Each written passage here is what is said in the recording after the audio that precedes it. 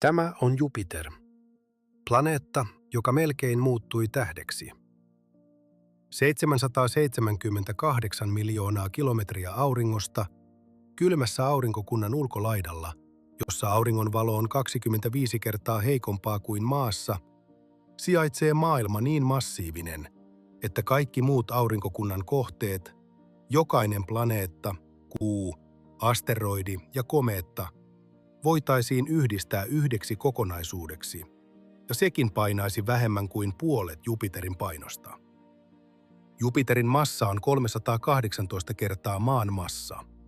Sen halkaisija on 11 kertaa leveämpi. Sen tilavuus voisi sisältää yli 1300 maata. Jos aurinkokunta olisi leikkikenttä, Jupiter ei olisi vain suurin lapsi. Se olisi ainoa lapsi. Kaikki muut olisivat hyönteisiä. Jos asettaisit jokaisen planeetan, kuun, asteroidin ja komeetan aurinkokunnassa yhdelle puolelle kosmista vaaaa ja Jupiterin yksin toiselle puolelle, Jupiter painaisi niitä kaikkia lähes 2,5-kertaisesti. Tämä planeetta on niin massiivinen, että se ei kierrä aurinkoa tavanomaisessa mielessä. Jupiter-aurinkojärjestelmän painopiste, varykeskus, sijaitsee auringon pinnan ulkopuolella noin 50 000 kilometrin korkeudessa. Jupiter on ainoa planeetta, joka on tarpeeksi massiivinen saadakseen auringon heilumaan näkyvästi. Tämä heilunta on itse asiassa yksi pääasiallisista tavoista, joilla astronomit havaitsevat jättiläisplaneettoja muiden tähtien ympärillä. Mittaamalla pientä edestakaisin liikettä, jonka planeetta aiheuttaa isäntätähdelleen.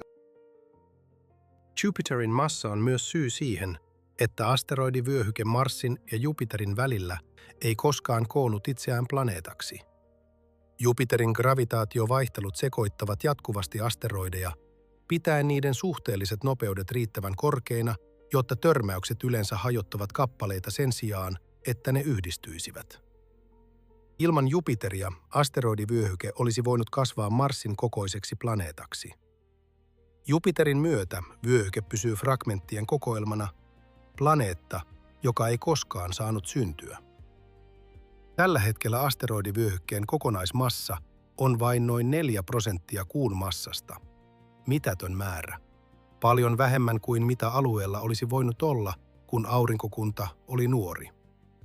Suurin osa alkuperäisestä massasta on poistunut Jupiterin gravitaatiovaihteluiden seurauksena viimeisten 4,5 miljardin vuoden aikana. Asteroidivyöhyke on tässä mielessä toinen Jupiterin hallinnan uhri. Aurinkokunnan alue, joka olisi voinut tuottaa planeetan, estettiin sen sijaan tekemästä niin, sen rakennusmateriaalit hajautettiin ja kulutettiin, jättäen jäljelle vain ohut jäänne. Marsin pieni koko, asteroidivyöhykkeen alhainen massa ja planeettojen puuttuminen Marsin ja Jupiterin väliltä ovat kaikki seurausta samasta syystä. Jupiterin gravitaatio, joka on toiminut jatkuvasti 4,5 miljardia vuotta, muokaten ja muokkaamalla sisäistä aurinkokuntaa. Ja silti asteroidivyöhyke ei ole vailla arvoa. Se on meteoriittien lähde.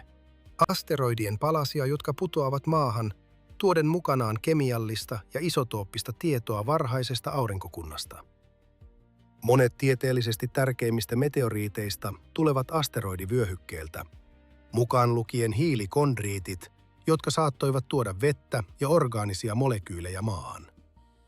Vyöhyke on myös mahdollinen resurssi tulevaisuuden avaruustutkimukselle, sisältäen mineraaleja ja vesijäätä, jotka voisivat tukea ihmistoimintaa maan ulkopuolella. Jupiter esti vyöhykettä tulemasta planeetaksi, mutta se ei estänyt sitä olemasta hyödyllinen. Ja silti, huolimatta sen valtavuudesta, Jupiter on epäonnistuminen.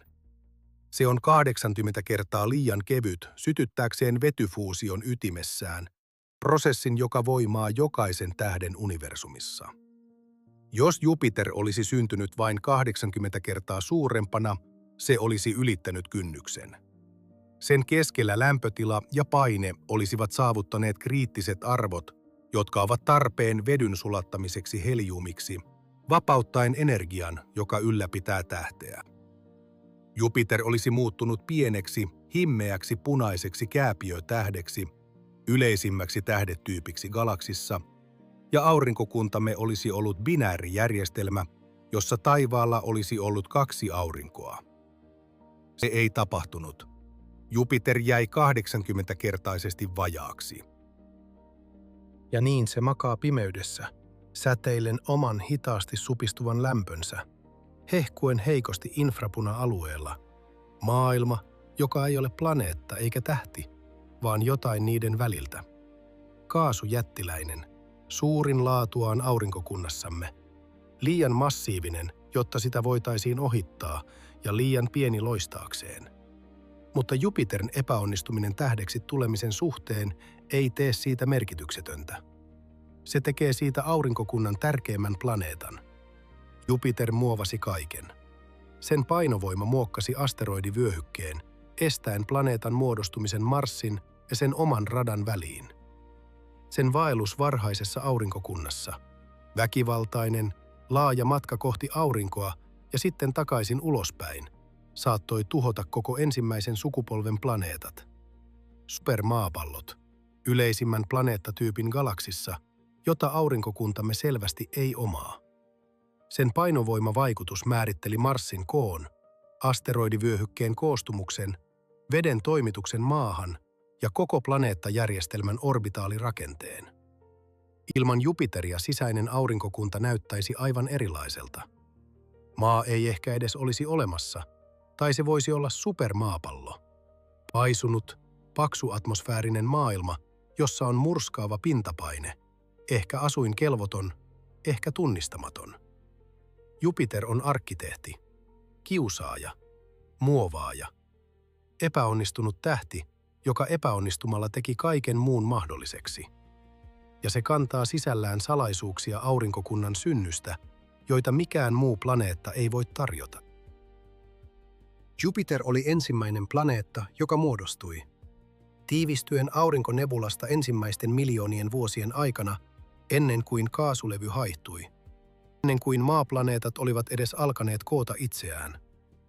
Se on vanhin planeetta, ja sen koostumus, raskaitten alkuaineiden suhde vetyyn ja heliumiin, veden runsaus, sen ytimen rakenne, on fossiilinen todiste olosuhteista, jotka vallitsivat aurinkonebulassa siinä hetkessä, kun planeettojen muodostuminen alkoi.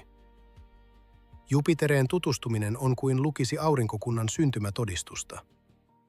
Tänä iltana aiomme laskeutua aurinkokunnan suurimpaan planeettaan, sen myrskyistä, jotka raivoavat vuosisatojen ajan, sen sisäosiin, joissa vety muuttuu metalliksi, sen pienoisaurinkokunnasta kuista aina sen rooliin maan olemassaolon muokkaamisessa. Koska Jupiter ei ole pelkästään suurin planeetta, se on syy siihen, miltä aurinkokunta näyttää, ja syy siihen, miksi se ei näytä siltä kuin jokin muu planeettajärjestelmä galaksissa. Muista tilata, sillä odottaa vielä monia muita hämmästyttäviä kosmisia tarinoita. Jupiter säteilee noin 1,6 kertaa enemmän energiaa kuin se saa auringolta. Tämä on mitattu fakta, jonka useat avaruusalukset ovat vahvistaneet, tarkimmin Cassini luotain sen ohilentonsa aikana joulukuussa 2000. Planeetta hehkuu infrapunassa, ei tähden sokaisemalla voimalla, vaan tasaisella, lämpimällä säteilyllä, joka on kestänyt 4,5 miljardia vuotta, eikä näytä vähenevän. Tämän lämmön lähde on itse painovoima. Jupiter on edelleen supistumassa. Hitaasti, huomaamattomasti, noin 1 millimetrin vuodessa, koko planeetta kutistuu oman painonsa alla. Kun se supistuu, painovoiman potentiaalienergia muuttuu lämpöenergiaksi, lämmittäen sisäosia. Tätä prosessia, jota kutsutaan Kelvin-Helmholtz-mekanismiksi, ehdotettiin alun perin 1800-luvulla selitykseksi auringon kirkkaudelle. Se osoittautui riittämättömäksi auringolle. Vain ydinfuusio voi selittää auringon energian tuoton, mutta Jupiterille se toimii. Tällaisen massiivisen kappaleen hidas painovoiman supistuminen, joka kestää miljardien vuosien ajan, tuottaa tarpeeksi lämpöä selittämään havaittua ylimääräistä säteilyä.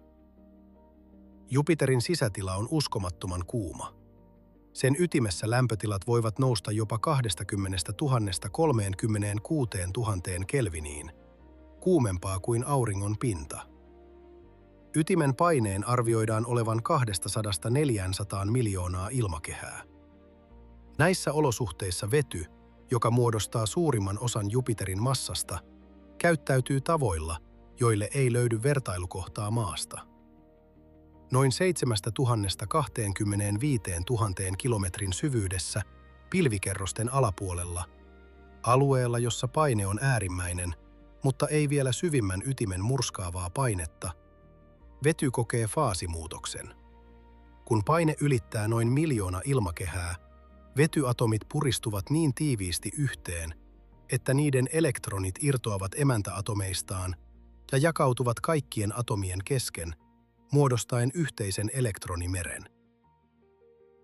Vety muuttuu metalliseksi, tiheäksi, sähkön johtavaksi nesteeksi, joka muistuttaa enemmän nestemäistä elohopeaa kuin mitään kaasua. Tämä metallinen vetymeri ulottuu kymmeniä tuhansia kilometrejä, täyttäen suurimman osan Jupiterin sisätilasta. Se on aurinkokunnan suurin metallisen vedyn massa. Aine, jota ei esiinny luonnollisesti missään maassa, ja jota voidaan tuottaa vain laboratorioissa äärimmäisissä olosuhteissa vain murto-osan sekunnin ajan. Jupiterin sisällä se on pysyvä ilmiö, määrissä, jotka ylittävät kaiken, mitä fyysikkomme voivat luoda. Metallisen vedyn kerros on Jupiterin magneettikentän moottori.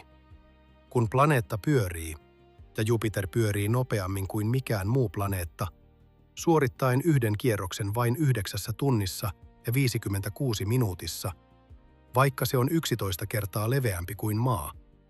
Johtava metallinen vety sekoittuu voimakkaisiin konvektiovirtoihin.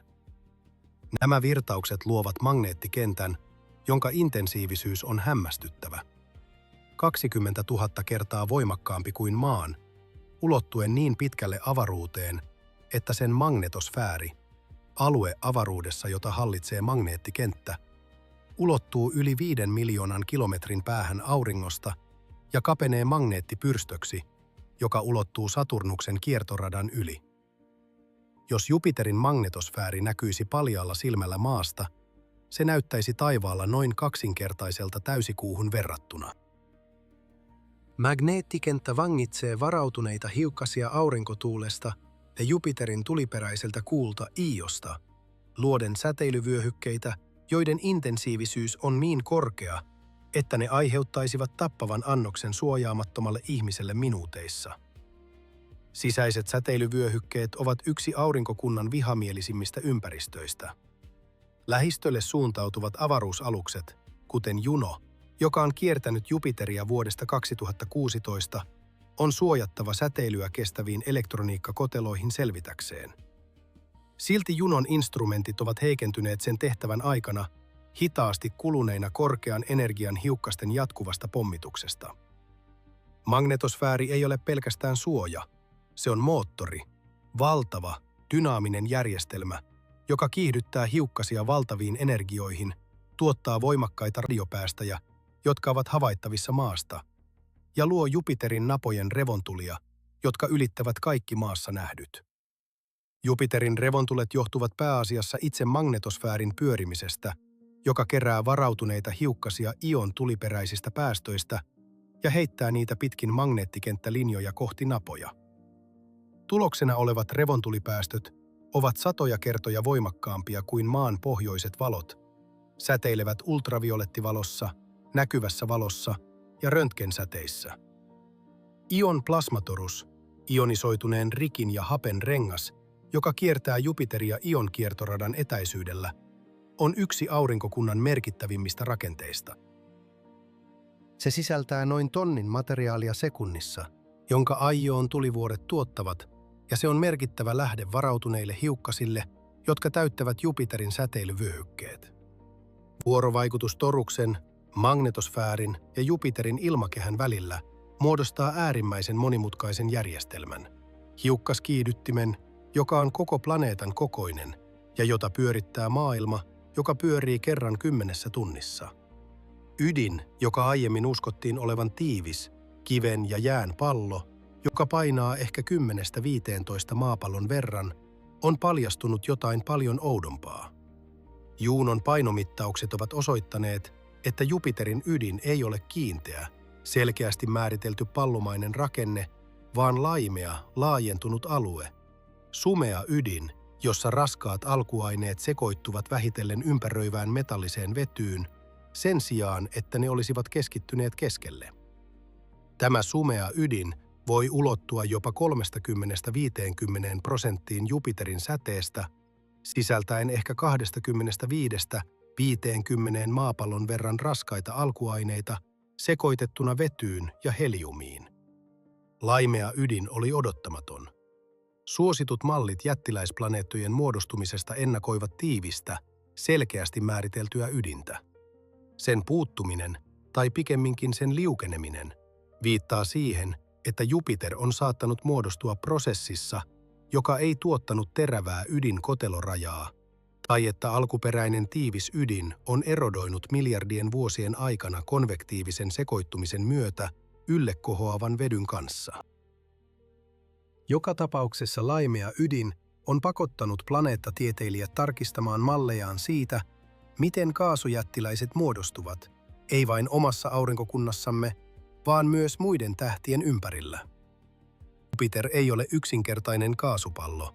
Se on monimutkainen, kerroksellinen maailma, jonka eksoottinen sisus siirtyy molekyylivedyn kaasusta pilvihuippujen kohdalla nestemäiseen molekyylivetyyn, valtavaan metallisen vedyn valtamereen ja lopulta laimeaan, raskasalkuaineita sisältävään ytimeen. Jokainen kerros erottaa ei-terävät rajat, vaan asteittaiset siirtymät, joita ohjaavat lämpötilan ja paineen armoton kasvu syvyyden myötä. Pintaa ei ole, laskeutumista ei ole, on vain syveneminen. Jos pystyisit jotenkin laskeutumaan Jupiterin ilmakehän läpi, ajatuskokeena, sillä mikään miehitetty tai miehittämätön alus ei kestäisi matkaa, kokemus olisi jotain, mitä ei voi verrata maapallon kokemuksiin.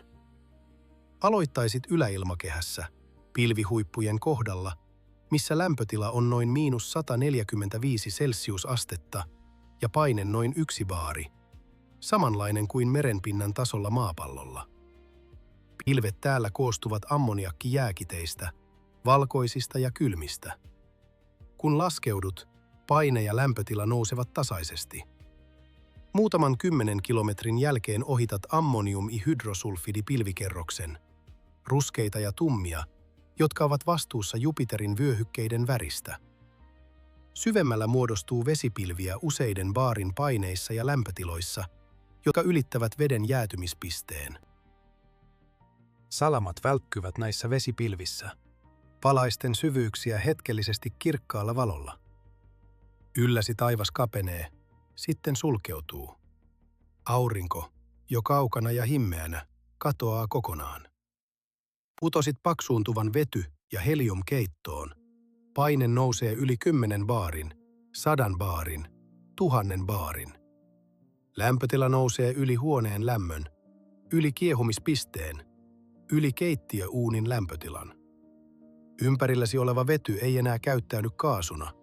Se olisi superkriittinen neste, ei kaasu eikä neste, veden tiheyden ja ilman puristuvuuden omaava.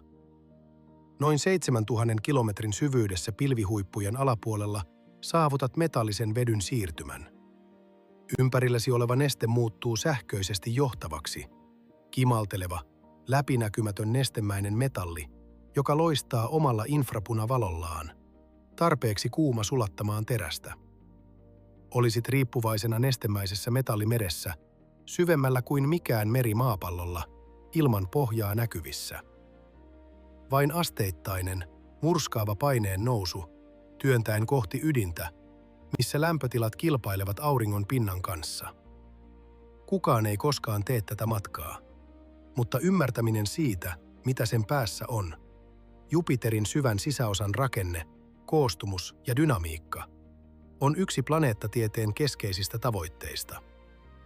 Galileon ilmakehäprobi teki osan tästä uskomattomasta matkasta. 7. Joulukuuta 1995. Probe irtautui Galileon kiertoradasta ja syöksyi Jupiterin ilmakehään huikealla nopeudella 47,8 kilometriä sekunnissa. Nopeudella, joka on ihmisen valmistamien esineiden nopein ilmakehään tunkeutuminen koskaan. Lämpösuoja, joka oli valmistettu hiilifenolimateriaalista, kului pois, kun Probe hidasti vauhtiaan, kokien jopa 230 gramman voimia, 230 kertaa maan pinnalla vaikuttavan painovoiman voima. Kun lämpösuoja oli irrotettu, avautui laskuvarjo ja Probe laskeutui ilmakehän läpi, välittäen tietoja 57,6 minuutin ajan ennen signaalin katoamista noin 150 kilometrin syvyydessä pilvikerrosten alapuolella, paineen ollessa noin 23 baaria ja lämpötilan noustessa 153 celsiusasteeseen. Se, mitä Probe löysi, oli yllättävää. Alue, johon se saapui, myöhemmin tunnistettu kuumaksi paikaksi, pilvikerrosten aukoksi, oli poikkeuksellisen kuiva ja köyhä ammoniakista, vetysulfideista ja vedestä verrattuna mallien ennusteisiin. Vuosi toisensa jälkeen tämä tulos hämmenti tutkijoita ja jotkut alkoivat kyseenalaistaa, oliko Jupiterin ilmakehä todella kuiva vai oliko Probe yksinkertaisesti päätynyt edustamattomaan alueeseen. Juno-satelliitin globaalit mikroaaltomittaukset vahvistivat lopulta jälkimmäisen. Galileon Probe oli ottanut näytteen erämaasta valtamerimaailmassa. Globaalin ilmakehän kosteus, rikkautta ja monimutkaisuus ovat paljon suurempia kuin Proben yksittäinen tietopiste antoi ymmärtää. Mikään Probe ei ole tunkeutunut Jupiterin ilmakehään sen jälkeen. Teknisiä haasteita on valtavasti. Murskaava paine, nouseva lämpötila, syövyttävä kemia ja täydellinen viestinnän katkeaminen, kun Probe laskeutuu radioaaltojen ulottumattomiin. Mutta toisen sisäänmenoproben tieteellinen arvo, joka on kohdistettu edustavampaan ilmakehän alueeseen, olisi valtava. Joitakin missiokonsepteja on ehdotettu tällaisille probeille, mutta yksikään niistä ei ole vielä saanut rahoitusta. Jupiterin ilmakehä on dynaamisin ja eniten tutkittu ilmakehä kaikista planeetoista, lukuun ottamatta maata. Pilvikerrokset, planeetan näkyvä pinta, ovat järjestäytyneet vuorotteleviksi vaaleiksi ja tummiksi vyöhykkeiksi, jotka ulottuvat koko ympäryksen ympäri. Vaaleat vyöhykkeet, joita kutsutaan vyöhykkeiksi, ovat nousevan ilman alueita, joissa ammoniakikiteet tiivistyvät korkealla ja heijastavat auringonvaloa. Tummat vyöhykkeet, joita kutsutaan vyöksi, ovat laskevan ilman alueita, joissa ammoniakkipilvet on puhdistettu ja syvemmät, tummemmat pilvikerrokset paljastuvat. Vyöhykkeiden ja vyöhykkeiden rajat merkitsevät voimakkaat suihkuvirtaukset, tuulet, jotka saavuttavat jopa 620 kilometrin tuntinopeuden, eivätkä ne ole auringon lämmön ylläpitämiä, vaan Jupiterin valtavan sisäisen lämmön ja nopean pyörimisen ansiosta. Vyöhykkeiden tuulikaavio, vuorotellen itään ja länteen suuntautuvat suihkuvirtaukset, on seurausta Coriolis-ilmiöstä, joka vaikuttaa nopeasti pyörivällä planeetalla, jolla on voimakkaat sisäiset konvektioprosessit. Sama perusfysiikka tuottaa kauppatuulet ja suihkuvirtaukset maassa, mutta Jupiterilla, jonka pyörimisjakso on alle puolet maan ajasta ja sisäinen lämpötila on huomattavasti voimakkaampi kuin auringon lämpö, tulos on dramaattisempi. Kymmeniä vuorottelevia suihkuvirtauksia, jokainen satojen kilometrien leveä, kiitää ympäri planeettaa nopeuksilla, jotka tuhoaisivat minkä tahansa rakenteen maassa. Tämän vyöjärjestelmän vakaus on huomattavaa. Vyöhykkeet ja vyöt on havaittu vuosisatojen ajan, ja vaikka niiden yksittäiset piirteet muuttuvat, myrskyt ilmestyvät ja katoavat, värit vaihtelevat, reunat heilahtelevat. Kokonaiskuvio on pysynyt olennaisesti muuttumattomana teleskooppihavaintojen aikakauden aikana. Tämä vakaus viittaa siihen, että vyöhyke ei ole pinnallinen ilmiö, vaan se juontaa juurensa Jupiterin ilmakehän syvään dynamiikkaan, joka on yhteydessä sisäisiin konvektion kuvioihin, jotka kuljettavat lämpöä sisäosista pilvikerrosten huipuille. Suuri punainen täplä on aurinkokunnan tunnetuin ilmakehän ilmiö, myrsky, jota on tarkkailtu jatkuvasti vähintään 190 vuoden ajan ja mahdollisesti vieläkin pidempään. Se on antisykloninen pyörre, korkeapainejärjestelmä, joka pyörii vastapäivään Jupiterin eteläisellä pallonpuoliskolla. Ja sen reunoilla tuulen nopeus ylittää 430 kilometriä tunnissa. Laajimmillaan suuri punainen täplä kattaa noin 16 000 kilometriä, mikä riittää nielemään koko maan. 1800-luvulla se oli yli kaksinkertainen tuohon kokoon verrattuna. Suuri punainen täplä kutistuu. Viime vuosisadan havainnot ovat osoittaneet jatkuvaa vähentymistä sen itä-länsi-mittakaavassa, ja viime vuosikymmeninä kutistumisnopeus on kiihtynyt. Tällä hetkellä myrsky on enemmän soikea kuin aikaisempina vuosisatoina, ja jotkut ilmakehätieteilijät ovat spekuloineet, että se saattaa kadota kokonaan seuraavien vuosikymmenten aikana, vaikka tämä ennustus on epävarma.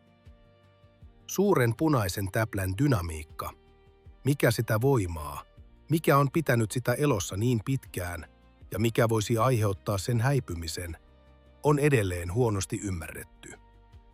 Se saattaa saada voimaa pienempien myrskyjen yhdistymisestä, joita Jupiterin ilmakehän kierto jatkuvasti tuottaa ja jotka ajoittain imeytyvät suurempaan pyörteeseen. Vuonna 2020 Junon mikroaaltoradiometri paljasti, että suuri punainen täplä ulottuu paljon syvemmälle Jupiterin ilmakehään kuin kukaan oli odottanut. Ainakin 300–500 kilometriä näkyvien pilvihuippujen alapuolelle. Myrsky ei ole matala, pinnallinen ilmiö. Se on syvälle juurtunut rakenne, joka on kiinnittynyt Jupiterin ilmakehän kerroksiin hyvin kaukana auringonvalon ulottuvilta. Mutta suuri punainen täplä ei ole yksin. Jupiterin ilmakehä on täynnä myrskyjä. Valkoiset ovaalit, ruskeat baarit, festoonit ja suihkut täplittävät näkyvää pintaa. Salamat, jotka havaittiin ensimmäisen kerran Voyager 1 toimesta vuonna 1979 ja joita on tutkittu tarkasti Junolla, välähtävät syvässä ilmakehässä ja niiden voimana on vedenrikkaita ilmoja nostava voimakas konvektio. Junon tutkimukset paljastivat, että Jupiterin salamat keskittyvät napojen läheisyyteen toisin kuin maapallolla, missä ne keskittyvät trooppisille alueille. Tämä ero johtuu siitä, että Jupiterin napa-alueet lämpenevät alhaalta sisäisen konvektion ansiosta, kun taas trooppiset alueet saavat enemmän auringon energiaa, joka vakauttaa yläilmakehää ja tukahduttaa konvektiomyrskyjä. Jupiterin ilmakehä on laboratorio ilmakehän dynamiikalle, paikka, jossa nestemekaniikan periaatteet toteutuvat mittakaavassa, joka on valtavasti suurempi kuin mikään maapallolla ja jota ohjaavat voimat, sisäinen lämpö, nopea pyöriminen, äärimmäinen paine, joilla ei ole maapallon vastinetta. Jupiterin ilmakehän ymmärtäminen on olennaista paitsi planeettatieteelle, myös ilmakehätieteelle ylipäätään. Ilmakehän dynamiikan laskennallisia malleja, samoja peruskaavoja, joita meteorologit käyttävät sään ennustamiseen maapallolla, testataan ja hiotaan käyttämällä Jupiterin ilmakehää luonnollisena laboratoriota. Näiden mallien onnistuminen tai epäonnistuminen Jupiterin suihkuvirtojen, pyörteiden ja myrskyjärjestelmien toistamisessa kertoo meille, onko teoreettinen ymmärryksemme nestemekaniikasta oikea alueilla, jotka ovat kaukana maapallon kokemuksesta. Tämä vuorovaikutus planeettatieteen ja maapallon ilmakehätieteen välillä on jo tuottanut tuloksia. Oivallukset Jupiterin ilmakehän dynamiikasta ovat vaikuttaneet meriveden kiertomallien kehittämiseen maapallolla, koska nopeasti pyörivien nestejärjestelmien fysiikka on universaalia. Matematiikka ei välitä siitä, onko neste maapallon meri, Jupiterin ilmakehä tai tähden sisus. Samat kaavat hallitsevat kaikkia, ja näiden kaavojen testaaminen Jupiterin laajassa, hyvin havaittavassa ilmakehässä vahvistaa luottamustamme niiden ennusteisiin maapallon ilmastosta, koska se testaa teoreettisia mallejamme alueella, johon maapallon ilmakehä ei koskaan pääse. Kuilu planeetan ja tähden välillä on pienempi kuin useimmat ihmiset ymmärtävät. Jupiter koostuu pääasiassa vedystä ja heliumista, samoista alkuaineista, joista aurinko ja kaikki muut pääsarjan tähdet muodostuvat. Suhteellisesti noin 75% sen massasta on vetyä ja 24% heliumia, pienellä määrällä raskaampia alkuaineita. Jupiterin kokonaiskoostumus on siis käytännössä tähdellinen. Ero ei ole siinä, mistä Jupiter on tehty, vaan siinä, kuinka paljon sitä on. Minimimassa, joka tarvitaan kestävän vedyn fuusion sytyttämiseen, prosessiin, joka määrittelee tähden, on noin 80 kertaa Jupiterin massa, eli noin 0,08 aurinkomassaa. Tämän kynnyksen alapuolella ydinlämpötila ei koskaan saavuta noin 10 miljoonaa kelviniä, joka on tarpeen proton-proton-ketjun toimimiseksi. Tämän välin noin 13 ja 80 Jupiterin massan välillä olevia kohteita kutsutaan ruskeiksi kääpiöiksi. Liian massiivisia ollakseen planeettoja, mutta liian kevyitä ollakseen tähtiä, hehkuen himmeästi painovoiman supistumisen aiheuttamasta lämmöstä ja joissakin tapauksissa lyhyestä deuteriumin fuusiosta. Jupiter yhdellä Jupiterin massalla on hyvin kaukana jopa ruskean kääpiön kynnyksestä. Se ei ole lähelläkään tähteä siinä mielessä, kuin suosituissa kertomuksissa joskus ehdotetaan. Mutta vertaus ei ole merkityksetön. Ajatellaan jatkuvuutta.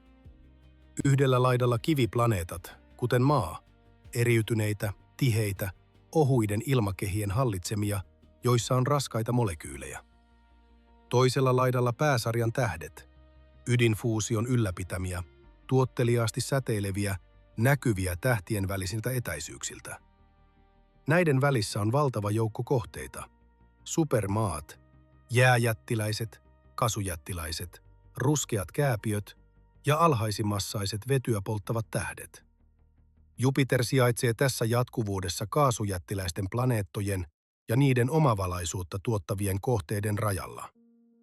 Ruskeat kääpiöt, kohteet joiden massa on noin 13 ja 80 Jupiterin massan välillä, täyttävät aukon planeettojen ja tähtien välillä. Ne ovat liian kevyitä ylläpitämään vedyn fuusiota, mutta tarpeeksi massiivisia fuusioimaan deuteriumia, raskasta vetyä, lyhyesti elämänsä alussa. Kun deuterium on loppunut, ne hitaasti jäähtyvät ja haalistuvat, hehkuen himmeästi infrapunasäteilyssä miljardien vuosien ajan.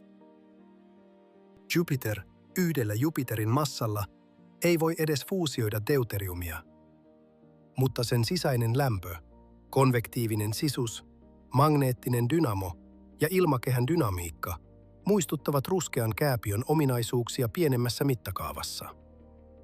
Jupiter on hyvin todellisessa mielessä ruskea kääpiö, joka ei päässyt läpi, ja silti vertaus on valaiseva. Jupiter, kuten tähti, tuottaa omaa lämpöään. Kuten tähti, sillä on konvektiivinen sisus, magneettikenttä, joka syntyy sisäisestä dynamoista, ja ilmakehä, jonka dynamiikkaa ohjaavat ensisijaisesti sisäiset, ei ulkoiset energialähteet.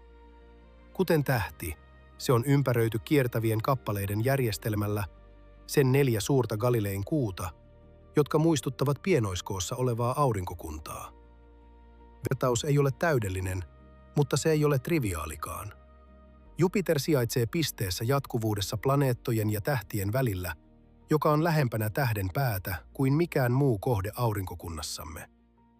Jos Jupiter olisi ollut massiivisempi, jos aurinkokuntamme kaasupilvi olisi tarjonnut enemmän kaasua sen ravintovyöhykkeellä, se olisi voinut ylittää ruskean kääpiön kynnyksen 13 Jupiterin massassa, fuusioimalla deuteriumia ytimessään miljoonien vuosien ajan. Jos se olisi ollut vielä massiivisempi, 80 kertaa nykyinen painonsa, se olisi sytyttänyt vedyn fuusion ja muuttunut punaiseksi kääpiötähdeksi, hehkuen himmeästi mutta tasaisesti triljoonien vuosien ajan, kauan yli auringon eliniän. Kuvittelepa hetki, että aurinkokuntamme olisi binäärijärjestelmä.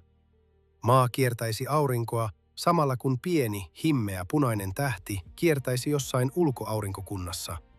tai kahden tähden painovoimadynamiikka olisi voinut estää maaplaneettojen muodostumisen kokonaan. Elämän edellytykset sellaisina kuin me ne tunnemme eivät ehkä koskaan olisi syntyneet. Jupiterin epäonnistuminen tähdeksi muodostumisessa oli, meidän näkökulmastamme, onnekas sattuma. Mutta universumin näkökulmasta se ei ollut sattuma lainkaan. Se oli fysiikkaa. Jupiterilla ei yksinkertaisesti ollut tarpeeksi massaa, ja syy siihen, ettei massaa ollut riittävästi, liittyy sen muodostumisen aikarajoihin ja dynamiikkaan. Prosessiin, joka puolestaan muovasi koko aurinkokunnan rakennetta. Suuri käännös. Tämä on nimi yhdelle modernin planeettatieteen vaikutusvaltaisimmista hypoteeseista, malli, joka selittää paitsi Jupiterin nykyisen radan, myös Marsin koon, asteroidivyöhykkeen koostumuksen, supermaaplaneettojen puuttumisen aurinkokunnastamme ja mahdollisesti jopa sen, että maa on olemassa sellaisena kuin me sen tunnemme. Hypoteesi, jonka Kevin Walsh ja hänen kollegansa esittivät vuonna 2011, alkaa yksinkertaisesta premissistä. Jupiter ei muodostunut nykyiselle paikalleen.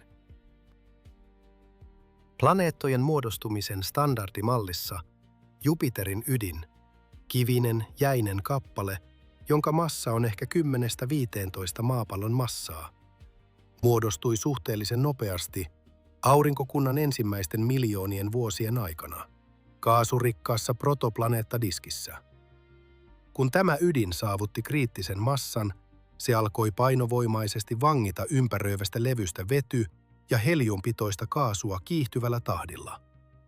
Hallitsematon kaasun kerääntyminen, kasvaen nykyiseen massaan 318 maapallon massaa vain muutamassa miljoonassa vuodessa. Tämä nopea muodostuminen ei ole vain yksityiskohta. Se on syy siihen, että Jupiter ylipäätään on olemassa. Kaasulevy, josta Jupiter vangitsi ilmakehänsä, oli rajallisen eliniän omaava, tyypillisesti 3–10 miljoonaa vuotta ennen nuoren auringon säteilyn puhaltamista sen pois. Jos Jupiterin ydin olisi muodostunut liian hitaasti, jos siihen olisi mennyt 10 miljoonaa vuotta sen sijaan, että se olisi kestänyt 3, ei kaasua olisi jäänyt vangittavaksi. Jupiter olisi päätynyt jääjättiläiseksi, kuten Neptuun, tai ehkäpä ei lainkaan. Ero kaasujättiläisen ja jääjättiläisen välillä saattaa riippua vain muutamasta miljoonasta vuodesta aikarajoissa aurinkokunnan muodostumisen varhaisessa vaiheessa. Jupiter voitti kilpailun häviävän levyn kanssa. Saturnus, joka muodostui hieman myöhemmin tai hieman kauempana, vangitsi vähemmän kaasua. Uranus ja Neptuun, jotka muodostuivat vielä myöhemmin, eivät käytännössä vanginneet mitään. Kaasurikkaasta Jupiterista ja Saturnuksesta kaasupitoisiin Uranukseen ja Neptunukseen on suora seuraus ajoituksesta. Ensimmäisenä muodostuneet saivat eniten kaasua, myöhästyneet saivat vain rippeet. Tämä ajoitushierarkia selittää myös ulkoaurinkokunnan erikoisen piirteen, eron kaasujättiläisten ja jääjättiläisten välillä. Jupiter ja Saturnus, jotka muodostuivat ensimmäisten 3–5 miljoonan vuoden aikana, vangitsivat tarpeeksi kaasua tullakseen vety- ja heliumpitoisiksi maailmoiksi. Uranus ja Neptun, jotka muodostuivat pidemmällä aikavälillä, ehkä 10–20 miljoonassa vuodessa, menettivät kaasun ja muuttuivat jääpitoisiksi maailmoiksi. Ero ei ole pelkästään etäisyydessä tai lämpötilassa, se on ajoituksessa. Kaasulevyllä oli määräaika, ja eri planeetat kohtasivat sen eri kasvuvaiheissa. Jupiterin varhainen muodostuminen vaikuttaa myös sen koostumukseen. Koska se muodostui, kun levy oli vielä kaasurikas ja myrskyinen, se keräsi materiaalia laajalta alueelta, ei vain sen välittömästä ympäristöstä. Tämä saattaa selittää raskaiden alkuaineiden rikastumisen Jupiterin ilmakehässä. Planeetta ahmi jääkappaleita ulkoaurinkokunnasta, sisällyttäen niiden vettä, ammoniakkia ja metaania kasvavaan vaippaansa. Jupiterin ilmakehän koostumus on painotettu keskiarvo primaarisesta aurinkonebulasta, kallistuen kohti raskaita alkuaineita, joita oli runsaasti kylmässä ulkolevyssä. Tämä on syy siihen, miksi Junon mittaus Jupiterin vesipitoisuudesta on niin tieteellisesti merkittävä. Se kertoo meille ei vain Jupiterista, vaan myös siitä kiekosta, josta kaikki planeetat muodostuivat. Jupiter on aikakapseli, näyte varhaisesta aurinkokunnasta, säilynyt 4,5 miljardia vuotta suurimman planeetan syvissä sisuksissa. Jokainen vesimolekyyli, jokainen kivimateriaali, jokainen raskaan alkuaineen atomi Jupiterin ilmakehässä on jäänne olosuhteista, jotka vallitsivat aurinkokunnan syntyessä. Tämän vuoksi planeetologit kuvaavat joskus Jupiteria arkistona, primaarisen tiedon kirjastona, joka on sinetöity ja säilynyt 4,5 miljardia vuotta. Maaplaneetat ovat muuttuneet tunnistamattomiksi geologisen toiminnan, sään ja biologisten prosessien myötä. Mars on menettänyt ilmakehänsä, Venus on uudelleen pintautunut. Maan varhaisimmat kivet on kierrätetty laattatektoniikan myötä. Mutta Jupiter on säilyttänyt alkuperäisen koostumuksensa, nukittuna syvälle sisuksiinsa, joka ei ole koskaan ollut avaruuden vaikutuksen alaisena, ei ole koskaan muuttunut pinnallisten prosessien myötä, eikä ole koskaan saastunut ulkoisista kontakteista. Tämän arkiston lukeminen vaatii missioita kuten Juno, joka tutkii syvää ilmakehää mikroaaltovälineillä, mittaa painovoimakenttää äärimmäisellä tarkkuudella ja kartoittaa magneettikenttää kolmiulotteisesti. Tulevaisuudessa se vaatii ilmakehään tunkeutuvia tutkijoita, jotka on suunnattu edustaviin alueisiin planeetalla ja jotka kuljettavat massaspektrometrejä ja muita välineitä, jotka pystyvät mittaamaan isotooppisuhteita, jotka sisältävät yksityiskohtaisinta tietoa muodostumisolosuhteista. Se saattaa lopulta vaatia näytteen palauttamista. Vaikka Jupiterin ilmakehän näytteen palauttaminen on haaste, joka ylittää nykyteknologian horisontin.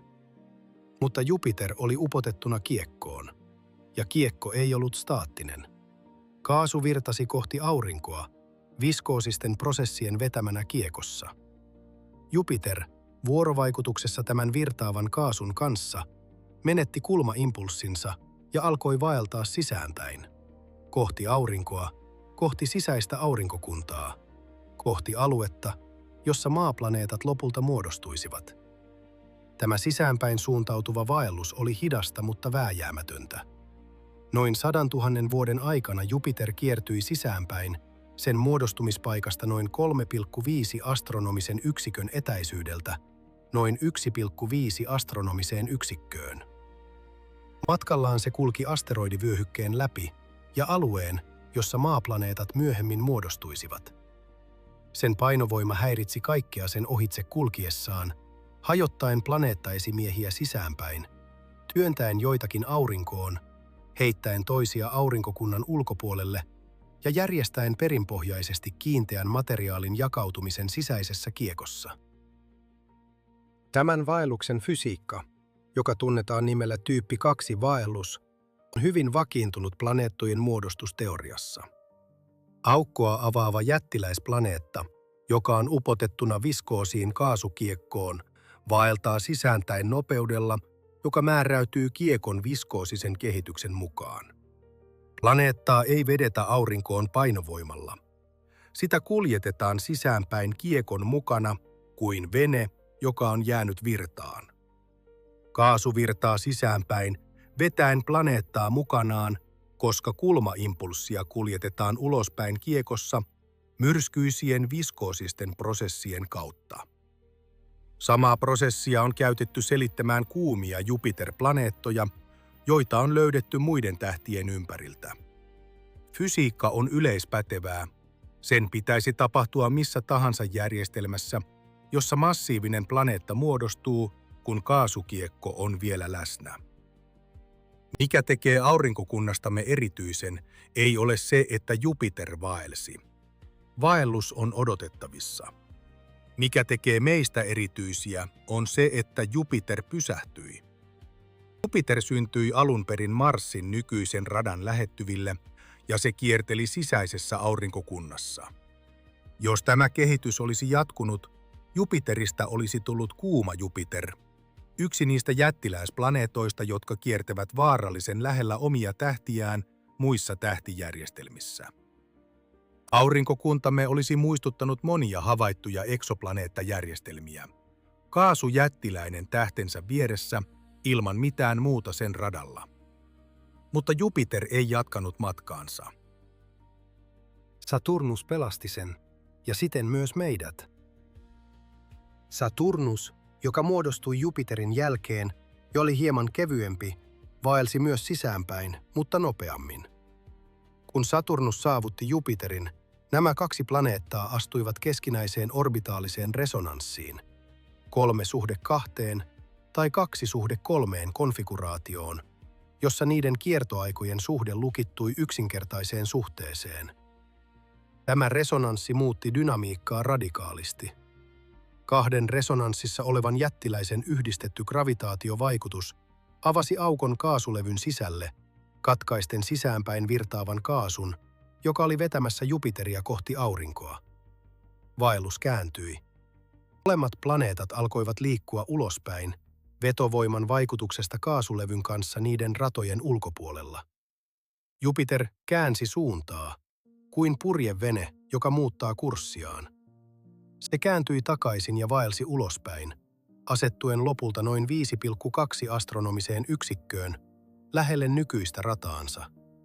Saturnus seurasi perässä, asettuen noin 7-9 AU:n etäisyydelle, josta myöhemmät gravitaatiovuorovaikutukset siirsivät sen nykyiselle paikalleen 9,5 AU:hun. Tämän manööverin seuraukset olivat poikkeukselliset. Kun Jupiter kulki sisäisen aurinkokunnan läpi, sen gravitaatio hajotti ja tiivisti planetesimaalidiskin, pienet kiviset kappaleet, joista planeetat muodostuvat. Materia, joka oli levinnyt sisäiseen aurinkokuntaan, työnnettiin sisäänpäin, kasaantuen kapeaan vyöhykkeeseen lähellä 1 AUTA, suunnilleen maan nykyisen radan kohdalle. Tämä materiaalin keskittyminen mahdollisti Venuksen ja maan kasvamisen niin suuriksi kuin ne ovat. Yli 1 AU:n alue oli köyhtynyt.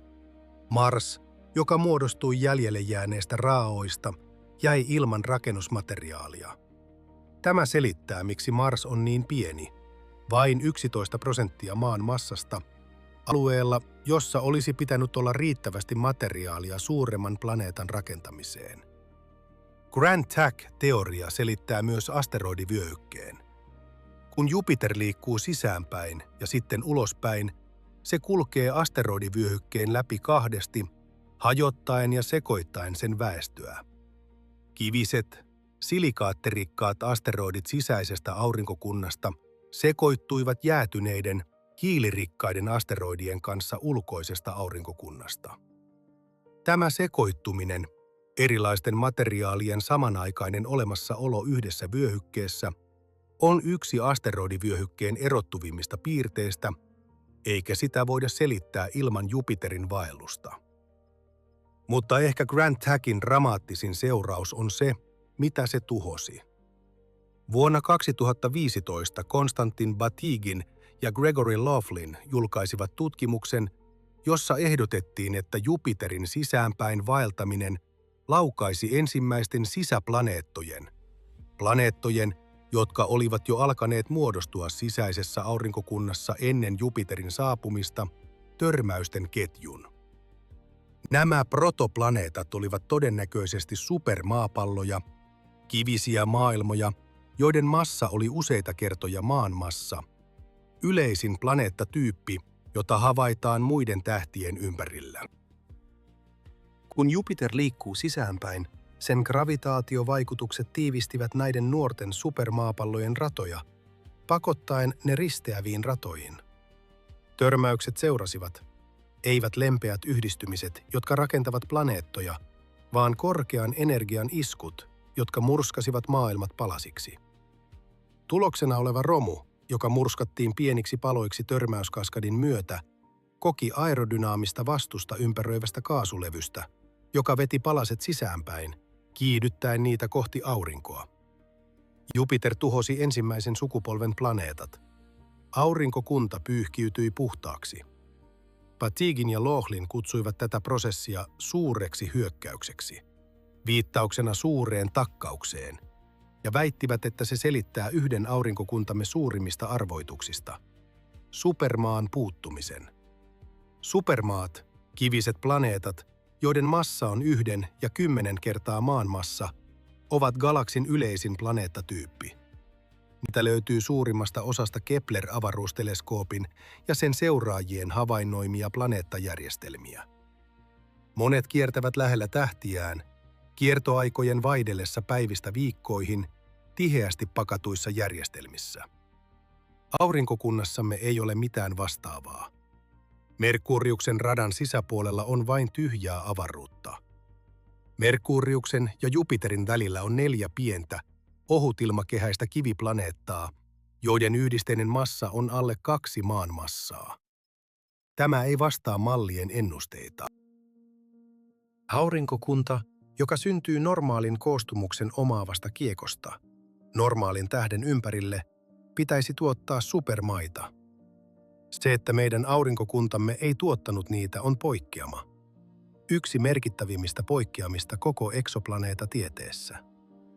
Ja suuri takkauksen tarjoaa selityksen. Jupiter tuhosi ne ennen kuin ne ehtivät kehittyä täysin. Jos tämä pitää paikkansa, se tarkoittaa, että aurinkokuntamme, pienine kivisine sisäplaneettoineen, paksuine asteroidivyöhykkeineen ja ulkoisine kaasujättiläisineen, on tilastollinen poikkeus. Suurimmassa osassa galaksin planeettajärjestelmiä ei ole Jupiteria. Niissä, joissa on, saattaa olla, että ei ole Saturnusta, joka kääntäisi muuttoa ja pelastaisi sisäjärjestelmän. Ja niissä harvinaisissa järjestelmissä, joissa on sekä Jupiter että Saturnus oikeassa kokoonpanossa, ei välttämättä toistu tarkka tapahtumien ketju, sisäänpäin suuntautuva muutto, resonanssin vangitseminen, takkaus, ensimmäisen sukupolven planeettojen tuhoaminen ja toisen sukupolven hidas uudelleen kerääntyminen, joka tuotti meidän erityisen maailmankuvamme. Maa saattaa velkaa olemassaolonsa ei vain Jupiterin tuhoamiselle, vaan myös Jupiterin erityiselle, epätodennäköiselle muutoshistorialle. Planeetta, joka melkein muuttui tähdeksi, on myös planeetta, joka melkein tuhosi meidät. Ja sitten, kääntämällä suuntaansa, loi meidät. Ajattele, mitä tämä tarkoittaa etsittäessä asuttavia planeettoja muiden tähtien ympäriltä. Jos suuri takkauksen on oikea, niin maalle kaltaiset planeetat, pienet, kiviset, ohutilmakehät ja nestemäinen vesi pinnalla, saattavat olla harvinainen tulos planeettojen muodostumisesta, vaativat erityisen tapahtumaketjun. Kaasujättiläinen muodostuu aikaisin, muuttaa suuntaansa sisäänpäin, vangitaan resonanssiin toisen jättiläisplaneetan toimesta, kääntää suuntaansa, tuhoaa ensimmäisen sukupolven sisäplaneetat ja jättää jälkeensä juuri tarpeeksi köyhdytettyä materiaalia toisen sukupolven pieniä, kuivia maailmoja varten. Jos jokin askel tässä ketjussa puuttuu, jos ensimmäinen jättiläisplaneetta muodostuu liian myöhään, tai toista ei koskaan muodostu, tai resonanssin vangitseminen epäonnistuu, tai takkauspiste on väärässä etäisyydessä, tulos on erilainen. Kuuma Jupiter-järjestelmä ilman sisäplaneettoja. Supermaa-järjestelmä paksuine, murskaavine ilmakehineen. Järjestelmä, jossa maaplaneetat muodostuivat häiriöittä, kasvaen massiivisiksi ja säilyttäen tiheitä vety- ja heliumkerroksia. Jokainen näistä tuloksista on yleinen eksoplaneeta tietokannassa. Meidän järjestelmämme on harvinainen. Tämä näkökulma ei tarkoita, että elämä olisi mahdotonta muissa järjestelmätyypeissä. Supermaat saattavat olla asuttavia huolimatta paksuista ilmakehistä. Järjestelmät ilman Jupiteria saattavat silti tuottaa pieniä, kivisiä planeettoja muiden reittien kautta. Mutta se tarkoittaa, että aurinkokuntamme erityinen kokoonpano, pienet kiviset sisäplaneetat, massiivinen ulkoinen kaasujättiläinen, asteroidivyöhyke, Kuiper-vyöhyke ja jääjättiläiset reunoilla ei ole planeettojen muodostumisen oletusarvoinen tulos. Se on erityinen tulos, muovautunut Jupiterin varhaisen muuton erityisestä historiasta. Me elämme aurinkokunnassa, jonka Jupiter on rakentanut. Ja tämä Jupiterin luoma aurinkokunta saattaa olla ainutlaatuinen. Kun Jupiter käänsi suuntaansa ja siirtyi takaisin ulospäin, siempi aurinkokunta jäi vain alkuperäisen kiekon hajanaisille jäänteille, köyhille, kuiville ja ilman massiivisia, paksuatmosfäärisiä supermaapalloja, jotka asuttavat lähes kaikkia muita tutkittuja planeettajärjestelmiä. Näistä köyhistä jäänteistä seuraavien 100–200 miljoonan vuoden aikana syntyi toinen sukupolvi planeettoja. Merkurius, Venus, Maa ja Mars. Ne olivat pienempiä, kuivempia ja ohuemmilla ilmakehillä kuin supermaapallot, joita ne korvasivat. Ne olivat, kuten Gregory Laughlin sanoo, jäännöksiä.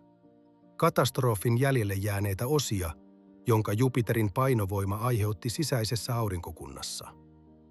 Tämä on syy siihen, miksi aurinkokuntamme on epätavallinen. Tämä on syy siihen, miksi meillä on pieniä, kivisiä, ohuilla ilmakehillä varustettuja sisäplaneettoja, sen sijaan, että olisimme täynnä turvonneita supermaapalloja, joita löytyy useimmista muista järjestelmistä. Tämä on syy siihen, miksi Mars on niin pieni. Tämä on syy siihen, miksi Merkurius ylipäätään on olemassa. Ja tämä on syy siihen, miksi Maa, kohtuullisella massallaan, ohuella ilmakehällään ja nestemäisellä vesipinnallaan, on olemassa siinä muodossa, joka mahdollisti elämän syntymisen. Jupiter tuhosi maailmoja tehdäkseen tilaa omalle planeetallemme. Jupiter ei ole vain planeetta, se on järjestelmä. Sen 4 suurinta kuuta, Io, Europa, Ganymede ja Kallisto, löysi Galileo Galilei tammikuussa 1610, ja ne olivat ensimmäiset objektit, jotka löydettiin kiertämässä toista planeettaa. Niiden löytäminen oli yksi merkittävimmistä havainnoista tieteen historiassa, tarjoten suoraa näyttöä siitä, ettei kaikki maailmankaikkeudessa kiertänyt maata ja iski ratkaisevan iskun geosentriselle maailmankuvalla. Galileo julkaisi havaintonsa teoksessaan Sidereus Nuncius, tähtiviesti, maaliskuussa 1610, ja muutamassa vuodessa Galilein nimeä kantavista kuista oli tullut yksi keskeisistä todisteista kopernikaanisessa vallankumouksessa. Jos kuut kiersivät Jupiteria, niin ei kaikki kiertänyt maata. Universumi oli suurempi ja monimutkaisempi kuin muinaiset olivat kuvitelleet. 4 kuuta, Io, Europa, Ganymede ja Kallisto, kutsutaan joskus Galilein satelliiteiksi hänen kunniakseen, vaikka ne havaitsi itsenäisesti saksalainen tähtitieteilijä Simon Marius, joka antoi niille nykyiset mytologiset nimensä. Yhdessä ne kattavat kokoelman kokoja Euroopasta, 3122 kilometriä halkaisia. Ganymedeen 5268 kilometriä ja koostumuksia kivisestä, tuliperäisestä Iosta, jäiseen, kraateriseen Kallistoon. Niiden kiertoaikajaksot vaihtelevat 1,7 päivästä Iolle 16,69 päivään Kallistolle, ja ne ovat lukkiutuneet monimutkaiseen painovoimadanssiin. Io, Europa ja Ganymede ovat 4:2:1 kiertoresonanssissa, Laplacen resonanssissa, mikä tarkoittaa, että jokaiselle Ganymeden kiertoradalle Europa kiertää 2 kertaa ja Io 4 kertaa. Tämä resonanssi on vastuussa Iota lämmittävästä vuorovesivoimasta, joka ylläpitää Euroopan pinnanalaista valtamerta. Resonanssi on itseään ylläpitävä. 3 kuun välinen painovoimavuorovaikutus ylläpitää niiden kiertoratojen eksentrisyyksiä, mikä puolestaan ylläpitää vuorovesimuotoilua, joka tuottaa sisäistä lämpöä. Jos resonanssi häiriintyisi, jonkin ulkoisen häiriön vuoksi, eksentrisyydet heikkenisivät, vuorovesilämmitys vähenisi ja Ion tulivuoritoiminta lopulta lakkaisi. Euroopan valtameri saattaisi jäätyä. Koko järjestelmän geologia riippuu 3 maailman painovoimadanssista, jota Jupiterin massa ohjaa. Resonanssi ohjaa myös orbitaalista kehitystä. Miljardien vuosien kuluessa kuut vaeltavat hitaasti kauemmas. Io etääntyy Jupiterista, Europa seuraa perässä ja Ganymede seuraa Europaa. Tämä vaellus saa voimansa energian siirrosta Jupiterin pyörimisliikkeestä kuiden kiertoratoihin, jota säätelee vuorovesivoimien vuorovaikutus. Jupiter hidastaa pyörimistään huomaamattomasti, samalla kun sen kuut vaeltavat kauemmas. Kaukaisessa tulevaisuudessa Laplace-resonanssi saattaa lopulta rikkoutua, vapauttaen kuut niiden gravitaatiolukosta ja muuttaen järjestelmän dynamiikkaa perustavanlaatuisesti. Mutta tämä on vielä miljardien vuosien päässä, kaukana ihmiskunnan huolenaiheista. Jokainen Galilein kuu on oma maailmansa. Io on aurinkokunnan aktiivisin tuliperäinen taivaan kappale. Sen pinta on helvetillinen maisema purkautuvista tulivuorista, laavajärdistä ja rikkipinnoista, joita muokkaavat jatkuvasti Jupiterin gravitaatiovoimien vuorovesivoimat. Io kiertää niin lähellä Jupiteria, vain 422 000 kilometrin päässä, että planeetan valtava gravitaatiovoima venyttää ja puristaa kuun sisintä jokaisella kierroksella, tuottaen valtavaa kitkalämpöä. Tämä vuorovesilämmitys ohjaa Ion tulivuoritoimintaa, tuottaen purkauksia, jotka voivat lähettää rikkidioksidipatsaita satojen kilometrien korkeuteen pinnan ylle. Ion tulivuorista purkautuva materiaali vangitaan Jupiterin magneettikenttään, muodostaen donitsin muotoisen ionisoituneen kaasusumun, joka kiertää planeettaa. Io on monella tapaa aurinkokunnan äärimmäisin maailma. Sen pinta on mosaiikki keltaisista, oransseista, mustista ja valkoisista väreistä, värjätty rikkipitoisilla ja rikkidioksidilla eri allotrooppisissa ja jäätyneissä muodoissa. Vettä ei ole. Iskukuoppia ei ole. Jokainen syntyvä kraatteri peittyy nopeasti tuoreiden tulivuorikerrostumien alle. Pinta uusiutuu täysin muutaman miljoonan vuoden välein, mikä tekee siitä yhden nuorimmista aurinkokunnassa. Ion tulivuoren purkaukset ovat mittakaavaltaan hämmästyttäviä. Jotkut tuottavat laavapatsaita, jotka ulottuvat 300 kilometrin korkeuteen pinnasta. Laavavirrat, jotka ovat satojen kilometrien pituisia, valuvat rikkipinnoille. Purkausten lämpötilat, avaruusalusten mittaamat yli 1800 kelviniä joissakin tapauksissa, ovat nykyaikaisen aurinkokunnan kuumimpia tulivuorilämpötiloja. Kilpailen muinaisen maan ultramaafisten laavojen kanssa. Kaikki tämä energia tulee Jupiterista. Vuorovesivoimat, jotka taivuttavat Ion sisintä, tuottavat noin 100 biljoonaa wattia lämpöä, verrattavissa ihmiskunnan kokonaisenergian tuotantoon. Tämä lämpö on jatkuvasti vapautettava tulivuoritoiminnan kautta. Ilman tulivuoripurkausta Ion sisus sulaisi kokonaan. Kuu on käytännössä lämpömoottori, jota Jupiterin gravitaatio ohjaa. Dramaattisin esimerkki vuorovesilämmityksestä aurinkokunnassa. Io näyttelee myös kriittistä roolia laajemmassa Jupiterin järjestelmässä. Sen tulivuoritoiminta toimittaa plasmaa torukseen, joka puolestaan syö. Kaikki on yhteydessä toisiinsa Jupiterin gravitaation ja magneettikentän kautta. Vuorovaikutusten verkko, joka tekee Jupiterin järjestelmästä paljon enemmän kuin osiensa summa. Europa, seuraava kuu ulospäin, on peitetty sileällä vesijääkuorella.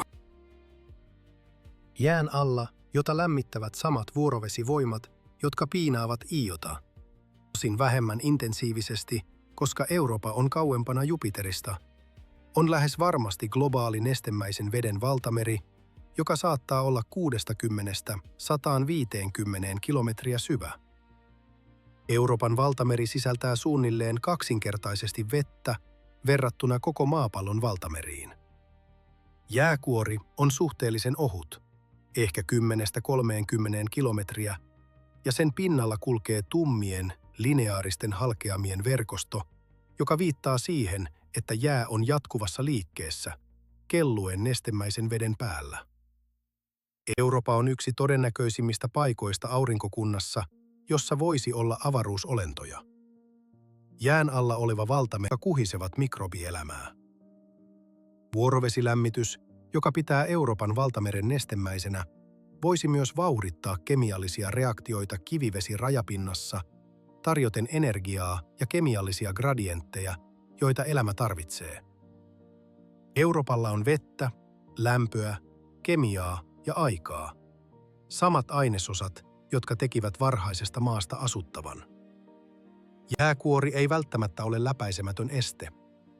Veden höyrypatsaita, jotka mahdollisesti purkautuvat jään halkeamista, on alustavasti havaittu Hubble-avaruusteleskoopilla. Jos nämä havainnot vahvistuvat, höyrypatsaat tarjoaisivat tavan ottaa näytteitä Euroopan valtamerestä ilman, että jään läpi tarvitsee porata. Avaruuslaiva voisi lentää höyrypatsaan läpi ja analysoida sen koostumusta, etsien orgaanisia molekyylejä, suoloja ja muita merkkejä asuttavuudesta tai elämästä. Kysymys elämästä Euroopassa ei ole abstrakti. Se on erityinen, testattavissa oleva hypoteesi, joka ohjaa kahta nykyisin toiminnassa olevaa kalleinta ja kunnianhimoisinta avaruusmissiota. Europa Clipper, 9 instrumentin kokonaisuudellaan, suorittaa lähes 50 läheistä ohilentoa Euroopan ohi, kartoittaen jääkuorta, tutkien valtamerta ja etsien höyrypatsaita. JUICE tutkii Euroopata 2 läheisen ohilennon aikana, ennen kuin se siirtyy Ganymedeen kiertoradalle. Yhdessä nämä missiot tarjoavat yksityiskohtaisimman kuvauksen valtamerimaailmasta, joka on koskaan yritetty.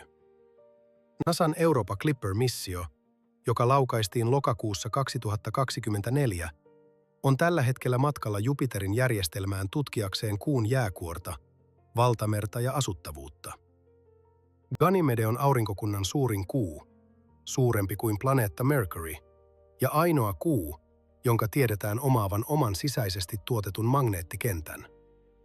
Sen sisus on eriytynyt metalliseen ytimeen, kiviseen vaippaan ja paksuun jääkuoreen, joka saattaa sisältää kerroksia nestemäistä vettä eri jäävaiheiden väliin puristettuna. Ganymede on geologisesti monimutkainen maailma, jossa on vanhaa, voimakkaasti kraateroitunutta tummaa maata, jota leikkaavat nuoremmat, kirkkaammat uurteiset alueet, jotka tallentavat tektonisen toiminnan historiaa. Kallisto, ulommainen galilealainen kuu, on voimakkaasti kraateroitunut jääkivikeho, joka näyttää olleen geologisesti kuollut suurimman osan historiastaan. Sen pinta on yksi vanhimmista ja voimakkaimmin kraateroituneista aurinkokunnassa. Aikakauden varhaisen pommituksen jälki, säilytettynä jäässä. Huolimatta geologisesta rauhallisuudestaan, painovoimamittaukset viittaavat siihen, että kallistollakin saattaa olla pinnan alla oleva valtameri, vaikka todisteet eivät ole yhtä vakuuttavia kuin Euroopan kohdalla. Galilealaisilla kuuilla on hämmästyttävä monimuotoisuus, joka johtuu niiden etäisyydestä Jupiterista. Io, joka on lähinnä planeettaa, kokee voimakkainta vuorovesilämmitystä ja on täysin kuivunut. Kaikki sen aikaisempi vesi on jo aikoja sitten haihtunut tulivuoren kuumuuden myötä. Europa, hieman kauempana, kokee kohtuullista vuorovesilämmitystä, riittävästi ylläpitämään nestemäistä valtamerta jään alla, mutta ei tarpeeksi keittämään vettä pois. Ganymede, vielä kauempana, kokee vähemmän vuorovesilämmitystä, mutta saattaa silti olla säilyttänyt riittävästi sisäistä lämpöä suuren kokonsa ja radioaktiivisen lämmityksen ansiosta, jotta se voi ylläpitää pinnan alusta olevaa valtamerta. Ja Kallisto, nelikosta kauempana, saattaa säilyttää primordiaalista valtamerta, joka on kestänyt kuun muodostumisesta lähtien, hitaasti jäähtyen, mutta koskaan täysin jäätymättä. Tämä gradientti, Ion tulivuorimainen helvetti Kalliston jääkylmään rauhallisuuteen, toimii laboratoriotutkimuksena siitä, kuinka vuorovesilämmitys, etäisyys massiivisesta planeetasta ja sisäinen koostumus vaikuttavat maailman geologiseen aktiivisuuteen ja mahdolliseen asuttavuuteen. Se on luonnollinen kokeilu, jota ei voitaisi toistaa maapallolla, ja se on yksi JUICE ja Europa Clipper-missioiden keskeisistä tieteellisistä motiiveista. Galilealaiset kuut muodostavat yhdessä järjestelmän, joka peilaa pienoiskoossa koko aurinkokunnan rakennetta. Sisemmät kuut ovat tiheämpiä ja geologisesti aktiivisempia, niiden lähellä Jupiteria syntyy lämpöä. Ulomat kuut ovat jääkylmempiä ja rauhallisempia. Tämä järjestelmä havainnollistaa samoja muodostumis- ja eriytymisperiaatteita, jotka tuottivat maapallon ja jättiläisplaneetat. Galileo tunnisti tämän rinnakkaisuuden 4 vuosisataa sitten, ja se on edelleen yksi luonnon itsesamanlaisuuden elegantimmista esimerkeistä. Jupiterilla on myös rengasjärjestelmä, ohut, tumma ja pääasiassa pölystä koostuva, joka on irronnut sen pieniltä sisemmiltä kuuilta mikrometeoriittien iskujen seurauksena. Toisin kuin Saturnuksen kirkkaat, jääkylmät renkaat, Jupiterin renkaat ovat lähes näkymättömiä, ja ne löydettiin vasta kun Voyager 1 lensi ohitse vuonna 1979. Ne ovat tieteellisesti kiinnostavia, mutta visuaalisesti vaatimattomia. Muistutus siitä, että edes aurinkokunnan massiivisin planeetta ei voi kilpailla Saturnuksen näyttävyyden kanssa.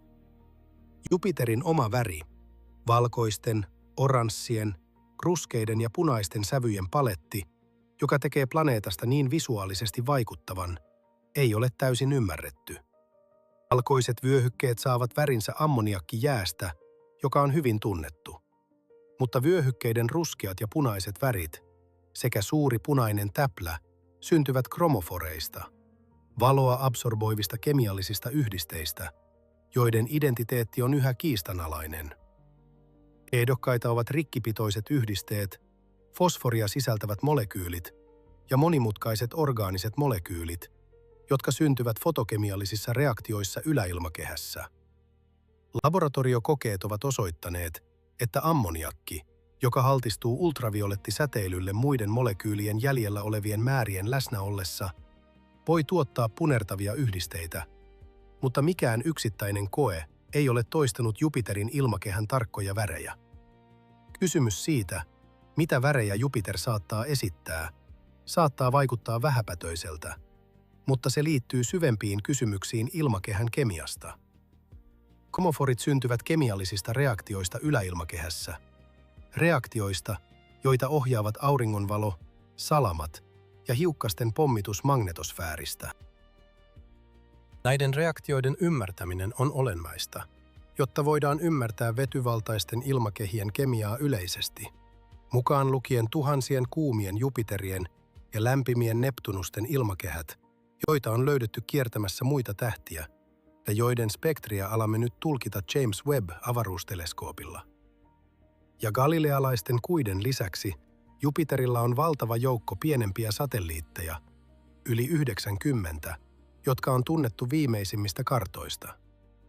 Suurin osa niistä on pieniä, epäsäännöllisiä kappaleita, jotka on vangittu asteroidivyöhykkeeltä tai Kuiperin vyöhykkeeltä, kiertäen kaukaisissa, kaltevissa ja usein retrogradeissa kiertoradoissa. Ne ovat Jupiterin pitkän historian gravitaatiodebristä, joukko vankeja, joita aurinkokunnan suurimman planeetan painovoima pitää hallussaan. Jupiter on toiminut maan suojana ja samalla sen pommittajana koko aurinkokunnan historian ajan. Sen painovoima hallitsee asteroidivyöhykkeen kiertodynamiikkaa, luoden Kirkwoodin aukkoja, alueita, joilla asteroideja on vähemmän kiertoradoilla, joissa kiertoaika muodostaa yksinkertaisen suhteen Jupiterin kiertoaikaan. Nämä resonanssit häiritsevät Jupiterin vaikutuksesta asteroideja, joiden radat muuttuvat yhä eksoottisemmiksi, kunnes ne joko törmäävät toiseen kappaleeseen tai poistuvat vyöhykkeeltä kokonaan. Nämä resonanssit ovat mekanismi, jonka kautta asteroideja toimitetaan sisäiseen aurinkokuntaan, mukaan lukien maan ylittävät radat. Jupiterin vaikutus maan törmäysnopeuteen on monimutkainen ja kiistanalainen. Perinteinen näkemys, että Jupiter toimii kosmisena suojana, ohjaamalla komeettoja ja asteroideja, jotka muuten iskisivät maahan, on osittain tarkistettu. Vaikka Jupiter ohjaa joitakin lähestyviä kappaleita, se myös vangitsee ja ohjaa toisia, mikä voi joissain olosuhteissa lisätä törmäysnopeutta. Nettovaikutus riippuu tarkasteltavasta populaatiosta. Pitkän jakson komeettojen Oortin pilvestä, Jupiter todennäköisesti vähentää virtausta sisäiseen aurinkokuntaan. Päävyöhykkeeltä häiriintyneiden asteroidien osalta se voi lisätä sitä. Jupiterin painovoiman dramaattisin osoitus pienistä kappaleista tapahtui heinäkuussa 1994 komeetta Shoemaker-Levy 9, komeetta, joka oli vangittu Jupiterin kiertoradalle ja myöhemmin repäisty vuorovesivoimien vaikutuksesta, törmäsi Jupiterin ilmakehään 6 päivän aikana. Törmäykset tuottivat valtavia tummia arpia Jupiterin pilvikerrokseen, joista jotkut olivat suurempia kuin Maa, ja ne olivat näkyvissä jopa kohtuullisilla teleskoopeilla. Tämä tapahtuma oli ensimmäinen kerta, kun ihmiset olivat suoraan havainneet törmäyksen 2 aurinkokunnan kappaleen välillä, ja se tarjosi elävää näyttöä Jupiterin painovoiman voimasta ja kosmisten törmäysten todellisuudesta. Shoemaker-Levy 9 toimi myös herätyskellona törmäysvaaran tiedostamiselle. Jos vastaava törmäysketju olisi osunut Maahan sen sijaan, että se osui Jupiteriin, seuraukset olisivat olleet sivilisaation loppu. Tämä tapahtuma innosti pyrkimyksiä luetteloida ja seurata lähietäisyydellä olevia kohteita, mikä johti SpaceGuard-tutkimukseen ja sen seuraajiin. Jupiterin painovoimainen hallinta ulottuu asteroidivyöhykkeen ulkopuolelle. Se näyttelee merkittävää roolia komeettojen ratojen muokkaamisessa, erityisesti Jupiter-perheeseen kuuluvissa komeetoissa, lyhyen jakson komeetoissa, joiden kiertoaika on alle 20 vuotta ja jotka on vangittu ja muokattu Jupiterin kohtaamisten myötä. Nämä komeetat, joihin kuuluu tunnettuja kohteita kuten 67 P/Churyumov-Gerasimenko, ESA:n Rosetta-mission kohde, ovat nykyisten ratojensa velkaa Jupiterin vaikutukselle. Ilman Jupiteria niiden kiertodynamiikka olisi täysin erilainen, ja komeettamateriaalin virtaus sisäiseen aurinkokuntaan muuttuisi tavoilla, joita on vaikea ennustaa. Tässä on laajempi kysymys, joka yhdistää Jupiterin elinkelpoisten eksoplaneettojen etsintään. Auttaako oikealla etäisyydellä oleva jättiläisplaneetta, vai haittaako se sisäisten kivisten maailmojen elämän kehitystä? Jos Jupiter toimii ensisijaisesti suojana, ohjaamalla vaarallisia törmäyksiä, niin Jupiterin kaltaiset planeetat voivat olla suotuisampia elämälle. Jos se toimii ensisijaisesti sekoittajana, lähettämällä materiaalia sisäiseen järjestelmään, joka muuten pysyisi vaarattomana, niin Jupiterit voivat olla haitallisia. Vastaus on todennäköisesti ei kumpikaan ääripää. Jupiter on sekä suoja että uhka, ja nettovaikutus riippuu järjestelmän erityisestä kiertorakenteesta. Tämän tasapainon ymmärtäminen on olennaista ennustettaessa, mitkä tuhansista tunnetuista eksoplaneettajärjestelmistä saattavat sisältää elinkelpoisia maailmoja. Jupiter ei ole merkityksellinen vain omalle aurinkokunnallemme. Se on testitapaus jokaiselle aurinkokunnalle, joka sisältää kaasujättiläisen. Kuuma Jupiterit, kaasujättiläiset, jotka kiertävät tähtiään lähempänä kuin Merkurius kiertää aurinkoa, olivat yksi ensimmäisistä ja hämmästyttävimmistä paljastuksista eksoplaneettojen aikakaudella. Näitä maailmoja, joita on löydetty runsaasti 1990-luvun puolivälistä lähtien, uskotaan vaeltaneen sisäänpäin protoplaneettisissa levyissään, aivan kuten Jupiter teki suuren käännöksen skenaariossa. Mutta toisin kuin Jupiter, niitä ei koskaan pelastanut Saturnus. Ne jatkoivat vaeltamista sisäänpäin, kunnes saavuttivat levyn sisäreunan tai lukittuivat tähteensä. Tämän prosessin aikana ne tuhosivat kaikki sisäplaneetat, jotka olivat niiden tiellä. Aurinkokuntamme rakenne, Jupiter 5,2 AU:n etäisyydellä ja pienet kiviset planeetat sen sisäpuolella, saattaa olla seurausta Jupiterin vaelluksen kääntymisestä juuri oikeaan aikaan, juuri oikean massan Saturnuksen toimesta, juuri oikealta etäisyydeltä. Jos jokin näistä parametreista muuttuisi, lopputulos muuttuisi dramaattisesti. Hiukan massiivisempi Saturnus olisi voinut kääntää vaelluksen aikaisemmin, jättäen enemmän materiaalia maaplaneetoille. Hiukan vähemmän massiivinen Saturnus olisi voinut epäonnistua Jupiterin vangitsemisessa, jolloin se olisi voinut kehittyä kuumaksi Jupiteriksi ja tuhota koko sisäaurinkokunnan. Tämän skenaarion tarkkuus on sekä sen vahvuus että heikkous. Selittää monia aurinkokuntamme piirteitä hämmästyttävällä tarkkuudella. Mutta se myös viittaa siihen, että aurinkokuntamme on tulosta kapeasta joukosta alkuperäisiä olosuhteita, erityisestä tapahtumaketjusta planeettojen muodostumisen ensimmäisten miljoonien vuosien aikana, joka saattaa olla harvinainen, ehkä hyvin harvinainen, galaksin miljardien planeettajärjestelmien joukossa. Tämä on Jupiterin syvin merkitys. Ei vain se, että se muovasi aurinkokuntaamme, vaan että muovaamalla sitä se saattoi tehdä siitä epätavallisen. Planeetta, joka on yleisin suuri kohde järjestelmässämme, saattaa olla syy siihen, että järjestelmämme on yksi galaksin vähiten yleisistä tyypeistä. Juno-missio, joka on kiertänyt Jupiteria 4. heinäkuuta 2016 alkaen, on mullistanut ymmärryksemme tästä planeetasta. Juno kiertää Jupiteria erittäin ellipsimäisessä napakierrossa, lentäen lähelle pilvihuippuja, noin 4200 kilometrin etäisyydellä, ennen kuin se suuntaa kauas magnetosfääriin. Tämä kiertorata valittiin minimoimaan avaruusaluksen altistumista Jupiterin ekvatoriaalisen alueen voimakkaille säteilyvyöhykkeille. Jokainen läheinen lähestyminen, nimeltään Periove, tarjoaa lyhyen hetken korkearesoluutioista havaintoa ennen kuin avaruusalus vetäytyy turvallisemmalle etäisyydelle. Juno on tehnyt useita merkittäviä löytöjä. Laimean ytimen, joka kumosi vuosikymmenten oletukset Jupiterin sisäisestä rakenteesta. Suuren punaisen pilven ja muiden ilmakehän piirteiden syvät juuret, jotka ulottuvat satojen kilometrien syvyyteen näkyvien pilvien alapuolelle. Löydön, että Jupiterin virtaussuunnat ulottuvat noin 3000 kilometrin syvyyteen ilmakehään, paljon syvemmälle kuin odotettiin, ennen kuin ne siirtyvät kiinteän kiertoliikkeen alueelle. Havainnon, että Jupiterin napoja hallitsevat pysyvät sykloniset pyörteet, geometriset myrskykeskittymät, 5 etelänavalla ja 8 pohjoisnavalla, järjestäytyneinä hämmästyttävän vakaisiin kuvioihin, jotka ovat kestäneet vuosia. Juno on myös paljastanut, että Jupiterin ilmakehä sisältää paljon enemmän vettä kuin aiemmin mitattiin. Galileo-laskuputki, joka laskeutui Jupiterin ilmakehään vuonna 1995, kohtasi epätavallisen kuivan alueen, kuuman pisteen ja palasi veden runsausmittauksilla, jotka hämmentivät tutkijoita vuosikymmeniä.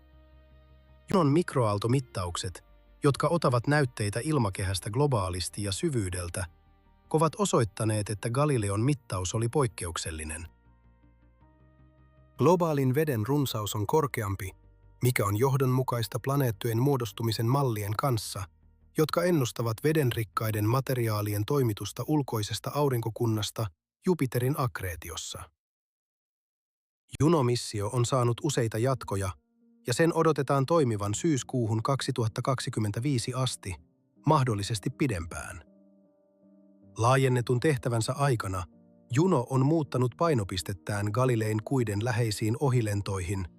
Se ohitti Ganymeden vain 350 kilometrin etäisyydeltä kesäkuussa 2021, Euroopan 358 kilometrin päästä syyskuussa 2022, ja se suorittaa useita läheisiä ohilentoja Iosta joulukuun 2023 ja helmikuun 2024 välillä. Nämä ohilennot, vaikka eivät olekaan yhtä kattavia kuin tulevat kuutehtävät, ovat tarjonneet yksityiskohtaisimmat havainnot Galilein kuista sitten kuin Galileo-orbitaali lopetti toimintansa vuonna 2003. Junon kuvat Ion tulivuoren purkauksista, Euroopan halkeilut jääkuori ja Ganymeden uurteinen maasto ovat herättäneet tieteellisen uteliaisuuden niille tiedoille, joita Europa Clipper ja JUICE tuovat seuraavan vuosikymmenen aikana. Missiolla on sama lopputulos kuin Galileolla, hallittu deorbitointi Jupiterin ilmakehään, joka on suunniteltu estämään vahingossa tapahtuva saastuminen kuilla, erityisesti Euroopalla, maapallon mikroorganismeilla. Avaruuslaite tuhoutuu sen oman tutkimansa ilmakehän sisällä Sen atomit liittyvät laajaan, kiehuvaan vety- ja heliummeriin, joka muodostaa aurinkokunnan suurimman planeetan. Tämä on sopiva loppu koneelle, joka on paljastanut enemmän Jupiterin sisäosista kuin mikään muu instrumentti historiassa. Missio on perustavanlaatuisesti muuttanut käsitystämme kaasujättiläisistä, ei vain Jupiterista, vaan laajemminkin, tuhansista kaasujättiläisistä, joita on löydetty muiden tähtien ympäriltä. Juno on myös tarjonnut yksityiskohtaisimmat mittaukset, joita on koskaan tehty Jupiterin gravitaatiokentästä, paljastaen epäsymmetrioita planeetan massajakaumassa, joita aiheuttavat syvät ilmakehän virtaukset. Nämä mittaukset ovat sallineet tutkijoiden määrittää, että ilmakehän suihkuvirrat, pilvikerrosten yläpinnalla näkyvät vyöhykkeet, ulottuvat noin 3000 kilometriä syvälle ennen kuin ne antavat periksi tasaisesti pyörivälle syvälle sisäosalle. Tämä havainto ratkaisi vuosikymmeniä kestäneen keskustelun siitä, ovatko Jupiterin ilmakehän piirteet matalia, säärakenteita vai syvälle juurtuneita rakenteita, jotka ulottuvat koko planeetan läpi. Vastaus on jossain välissä. Suihkut ovat syviä maan mittakaavassa. 3000 kilometriä on lähes neljännes maan halkaisijasta, mutta matalia Jupiterin mittakaavassa, kattaen vain noin 4% planeetan säteestä. Junon mittaukset Jupiterin vesipitoisuudesta, käyttäen mikroaaltoradiometriä, ovat osoittaneet, että päiväntasaajan alueella on noin 2–4 kertaa aurinkokunnan happipitoisuus, mikä on linjassa jättiläisplaneettojen muodostumismallien kanssa, jotka viittaavat vesipitoisten planeettakappaleiden keräämiseen ulkoisesta aurinkokunnasta.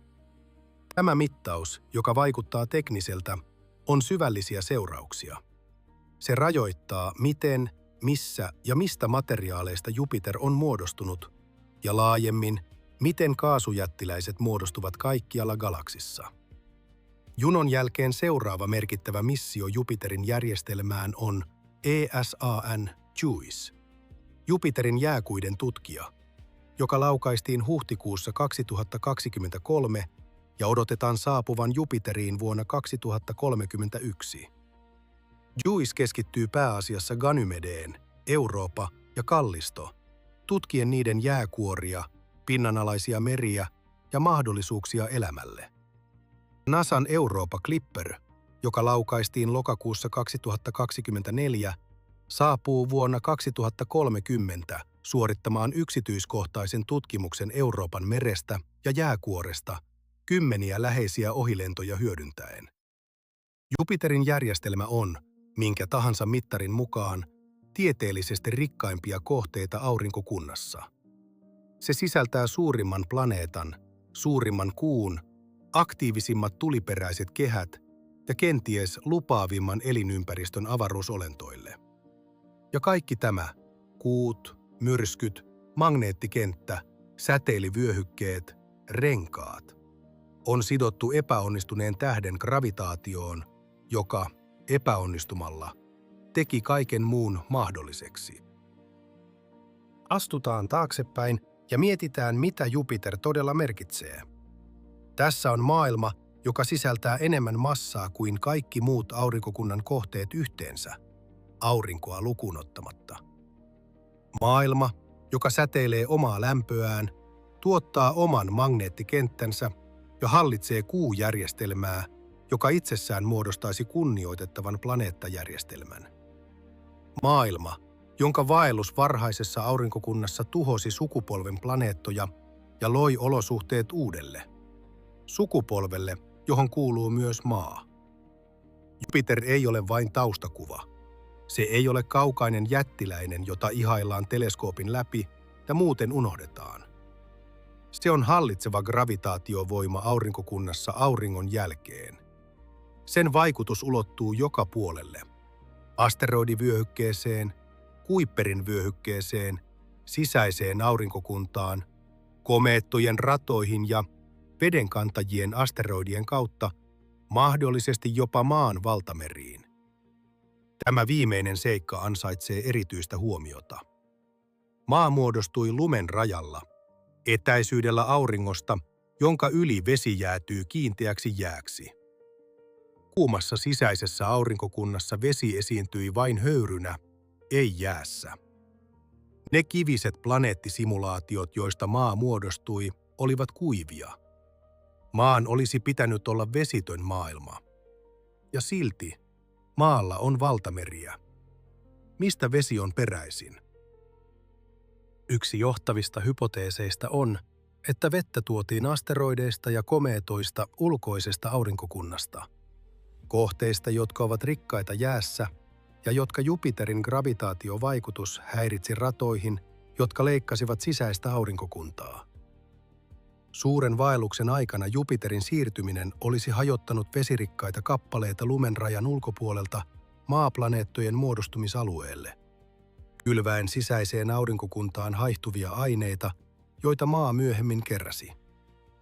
Osa maan vedestä saattoi myös olla peräisin hiilikondriittimeteoriiteista, vesirikkaista asteroideista, jotka ovat lähtöisin ulkoiselta asteroidivyöhykkeeltä, alueelta, jonka koostumukseen Jupiterin gravitaatiovaikutus on vaikuttanut. Jos tämä pitää paikkansa, niin Jupiter ei vain luonut olosuhteita maan muodostumiselle. Se toi veden, joka teki maasta asuttavan. Valtameret, joissa elämä ensimmäisen kerran syntyi, saattavat olla olemassa Jupiterin gravitaatiovaikutusten ansiosta, joka on 600 miljoonan kilometrin päässä. Ja Jupiter istuu yhden eksoplaneettatieteen syvimmän kysymyksen keskellä. Miksi aurinkokuntamme on niin epätavallinen? Tuhansien planeettajärjestelmien löytäminen muiden tähtien ympäriltä on paljastanut, että yleisin arkkitehtuuri, tiiviisti pakattujen supermeiden järjestelmät, jotka kiertävät lähellä tähteään, on juuri se, mitä aurinkokuntamme puuttuu. Suuren vaelluksen hypoteesi tarjoaa selityksen.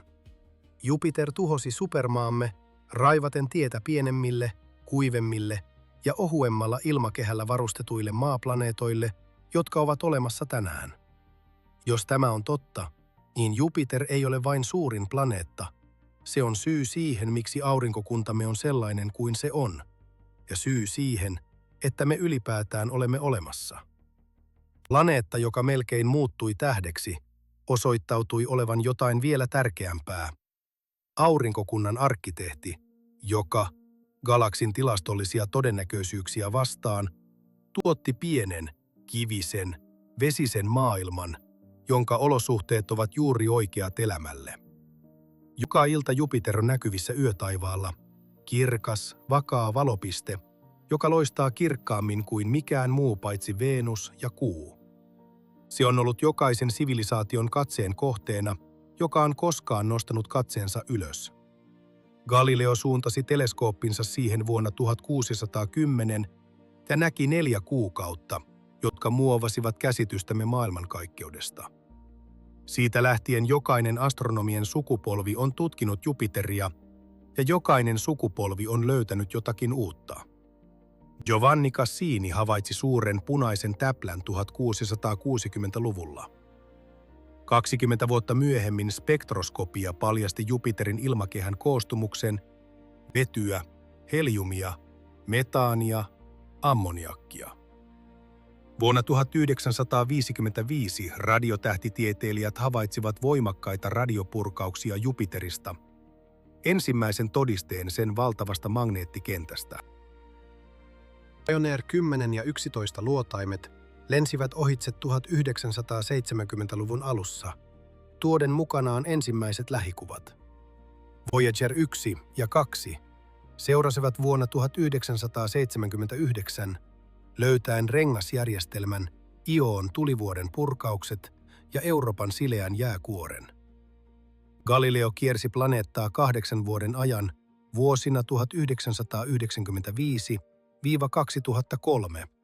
lähettäen luotaimen ilmakehään ja suorittaen yksityiskohtaisia tutkimuksia kuuista. Ja Juno, joka saapui vuonna 2016, on paljastanut pilvikerroksen ja kurkistanut syvälle sisimpään, käyttäen instrumentteja, joita Galileo ei olisi voinut kuvitellakaan. 300 vuotta myöhemmin lähetimme avaruusaluksia kiertämään sitä. 400 vuotta Galileon jälkeen robotit suuntaavat kohti sen kuuta, Europa, etsimällä elämää jääkuoren alla olevasta valtamerestä, jota planeetan painovoima lämmittää. Planeetasta, joka ei koskaan syttynyt tähdeksi. Jupiter ei syttynyt. Se ei loistanut. Se ei muuttunut toiseksi auringoksi, joka olisi tehnyt aurinkokunnastamme tunnistamattoman. Sen sijaan siitä tuli jotakin harvinaisempaa. Tarpeeksi massiivinen planeetta, joka voi muokata koko aurinkokuntaa, riittävän väkivaltainen tuhoamaan maailmoja ja tarpeeksi antelias, fysiikan kyynisyyden kautta, luomaan olosuhteet sille yhdelle maailmalle, jonka asukas voisi lopulta katsoa yötaivaalle ja kysyä, mitä se on. Aurinkokunta ei ole satunnainen kokoelma esineitä. Se on järjestelmä, dynaaminen rakenne, jota muovaavat sen jäsenten gravitaatio vuosituhansien ajan. Ja tämän dynamiikan keskellä, 5 astronomisen yksikön etäisyydeltä naruja vetäen, on Jupiter. Planeetta, joka melkein tuli tähdeksi. Planeetta, joka tuhosi maailmoja ja loi uusia. Planeetta, joka kätkee jääkuoren alla olevan valtameren syvyyksiin ehkä parhaan mahdollisuutemme löytää elämää maapallon ulkopuolelta. Joka kerta kun katsomme Jupiteria teleskoopilla, seuraamme vyöhykkeiden liikettä, suuren punaisen täplän pyörimistä, kuukausien kulkua sen pinnalla kuin helmiä narussa. Katsomme aurinkokunnan merkittävintä kohdetta auringon jälkeen. Katsomme syytä, miksi aurinkokuntamme on epätavallinen. Syytä, miksi maa on pieni. Syytä, miksi Mars on vielä pienempi. Syytä, miksi emme asu supermaalla, jossa on murskaava ilmakehä ja ei näkyvää taivasta. Jupiter ei tullut tähdeksi, mutta siitä tuli jotakin, mikä meille saattoi olla vielä tärkeämpää. Gravitaatioarkkitehti aurinkokunnassa, jossa kaikkien tilastollisten todennäköisyyksien vastaisesti pieni kivinen maailma ohuella ilmakehällä ja nestemäisellä vedellä kiertää juuri oikealla etäisyydellä hiljaisesta tähdestä, kaasujättiläisen suojassa, joka ei syttynyt, mutta ei koskaan lakannut olemasta merkityksellinen. Ja mitä tarkemmin kuuntelemme, sitä enemmän se paljastaa.